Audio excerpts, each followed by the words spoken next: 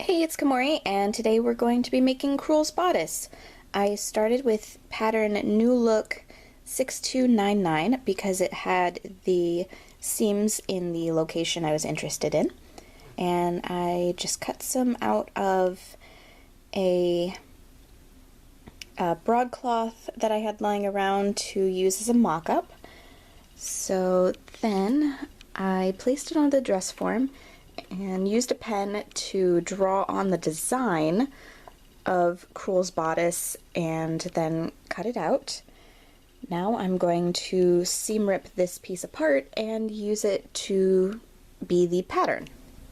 Seam rip apart the mock-up and use those pieces as a pattern for the lining of the bodice. So we're going to have the lining pieces be actually 2 layers so that we can insert some boning into the bodice. So for each section you're going to cut 2 pieces out of your lining fabric. I'm using some red cotton sateen.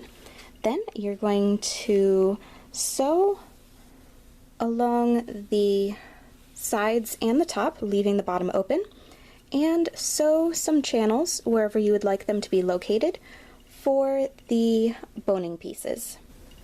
Using the same pattern, I cut the pieces out of black satin, inserted some piping into the front seams, and sewed them all together to create an outer shell for the bodice. Putting right sides together, sew the lining onto the front of the bodice along the sides. Turn the bodice right side out, then sew the pieces together along the top. Don't worry about the raw edge being exposed because we're going to cover this later with some bias tape. Next, insert some plastic boning into the boning channels that we made earlier and sew the bottom of the bodice closed. Now that the base of the bodice is done, it's time to add all of the little details. I'm going to discuss what I did for my details, but you can really alter it to fit whatever suits the way you want to interpret this character. So along the edges, since we had all those raw edges from earlier, I made some black satin bias tape and finished all along the edges and extended the bias tape up so that it ties behind the neck just like hers does. I will post a video on how to make your own bias tape if you want to go that route, but you could also just add some bias tape that you get pre-packaged from the store. Then I hand sewed on all of the buttons on the front of her bodice and some bows using the same method that I used to make the bow for the collar, or you could just tie some ribbons.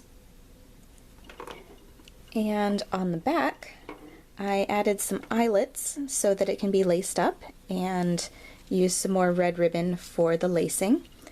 And I did add a little extra panel for a little bit more modesty since this is going to be a bit tight and I just wanted something that would cover my back. However, if you designed your top to where the 2 edges are a bit closer together, you may not need the modesty panel. And that's how I made Krul's Bodice. For more cosplay sewing tutorials, please subscribe, and thank you very much for watching.